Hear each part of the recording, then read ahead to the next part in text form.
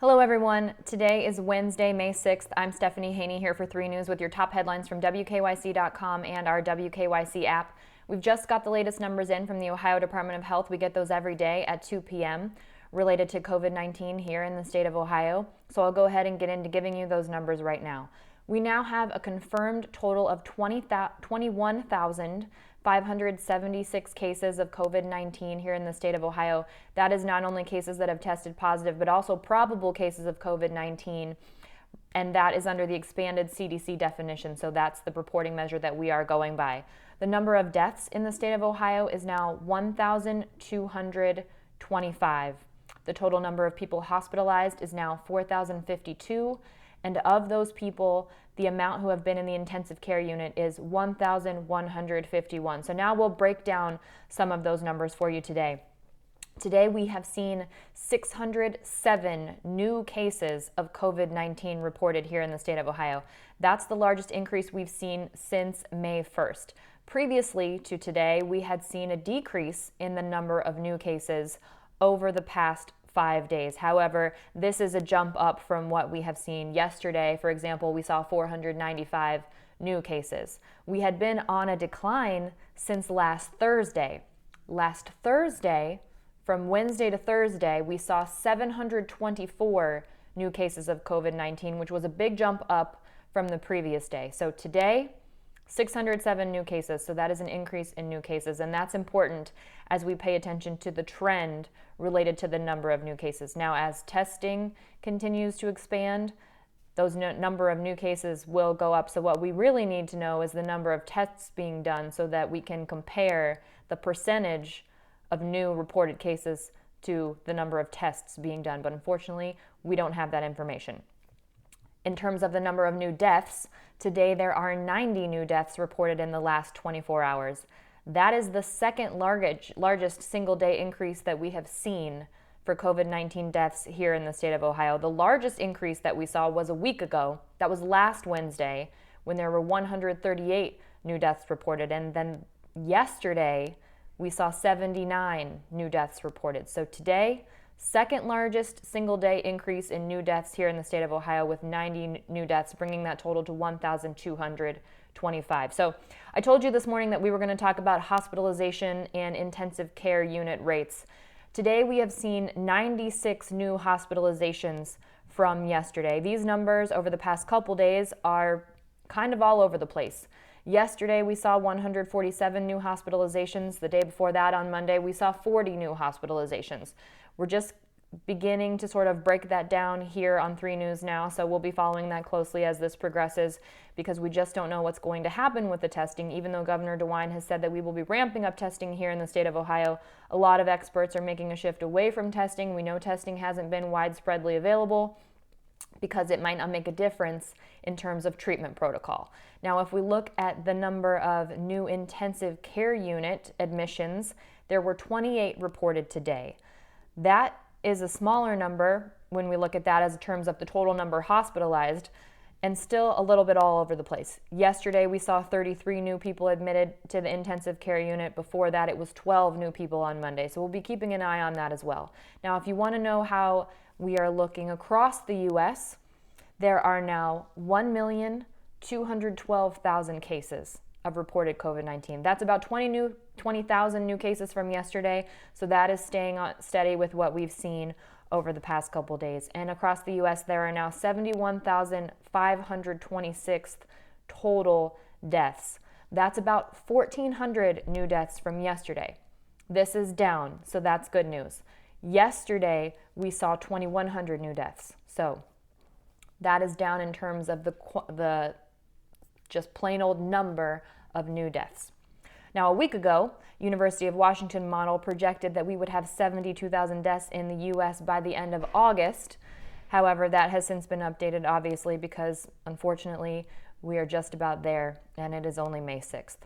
Now, the projected deaths in the U.S. through the month of August, by the end of August, is back to 134,000. That's according to that model, as states lift their restrictions and people get back to mixing around with each other and that kind of thing. Worldwide, There are now a total of 3,700,000 cases of COVID-19. That's about 100,000 new cases, which has spiked up because yesterday we saw about 47,000 new cases. So that's a jump there in new cases worldwide. Worldwide, there are also 259,796 COVID-19 related deaths reported. That is staying steady with what we've seen over the past several days. That's about 5,366 new deaths from yesterday.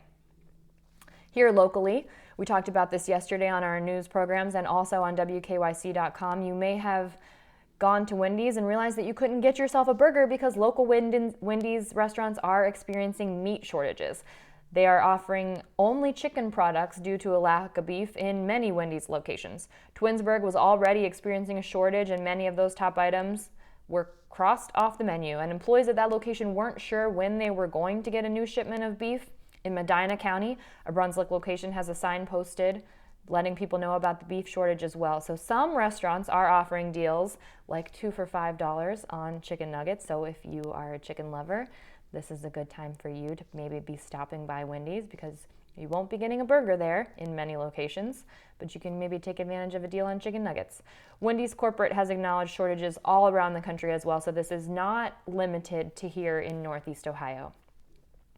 In Columbus, the House of Representatives will be voting on a potential limit to power for Dr. Amy Acton, who is our Ohio Director of the Department of Health today. They'll be voting on a measure that would limit any order issued by Dr. Acton to be effective for only 14 days. This has been proposed by Republican lawmakers.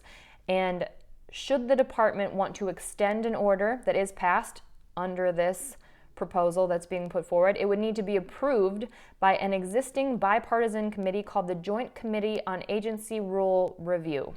Right now, that consists of 5 representatives and 5 senators, and that committee would then decide how long the order would be extended till, if at all.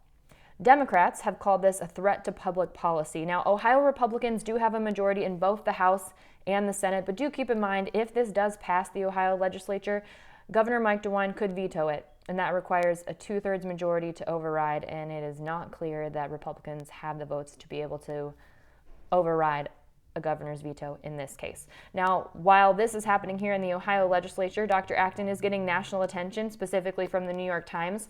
Sonia Dosani and Adam Westbrook of the New York Times called Dr. Acton, quote, "the leader we wish we all had." In a video essay that's about 7 minutes long, they talk about themes of empowerment, brutal honesty, and vulnerability when it comes to Dr. Acton. Many of us have seen that in those 2 p.m. press conferences, which, by the way, we are not having today because the Ohio legislature is in session. Other points brought up in the essay were Ohio's improved outlook regarding COVID-19 as evidence of her effectiveness, and also comparing us to our neighboring state, Michigan, which has over 4,000 COVID-19 deaths. Now, in the essay, they pointed out that here in Ohio, we have a bigger population than they do in Michigan, and we had our first reported case of COVID-19 3 weeks earlier than they did in Michigan. So obviously, there are many other factors involved in the fact that we have had less deaths here in the state of Ohio, but there are factors that help explain this. Dr. Acton convinced millions of Ohioans to stay at home, according to this essay, not by ordering them, but by inspiring them. Also, something we mentioned this morning, Nancy Pelosi is talking about a new stimulus bill that she'd like to see moving forward. She's the Speaker of the House. House Democrats support a 5th coronavirus response bill, and this is targeting help for state and local governments. It would also include additional money for direct payments to individuals, unemployment insurance, and a 3rd installment of aid to small businesses. The amount of funding has not yet been decided. That is to be determined. Now, some Republicans, including Senator Mitt Romney of Utah, want to focus on aid to states who are confronting furloughs across the country and also cuts to services. Senate Majority Leader Mitch McConnell said on Tuesday it's actually time to push pause on more aid legislation, but did say that he would demand that any new package include liability protections for hospitals, healthcare providers, and businesses operating and reopening.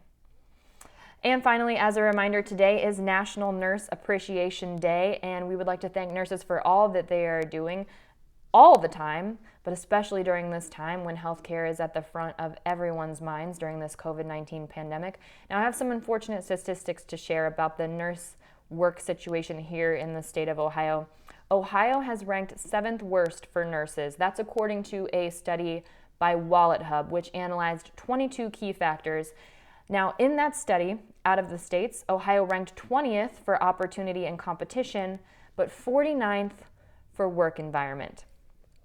Weighted factors in the study considered average state salary, starting salary, average annual salary, healthcare facilities per capita, states offering the most COVID-19 support, ratio of nurses to hospital beds, and quality of the public health system. So while we are disappointed that Ohio ranked 7th worst in that study, hopefully this is an opportunity for us to reflect and do better by our nurses and all of our healthcare professionals who are working so hard to keep us safe from COVID-19 in Ohio and around the country. So we at 3 News, we want to recognize the incredible nurses in our community. We would love to see people celebrating the nurses that mean so much to them using the hashtag 3LovesNurses.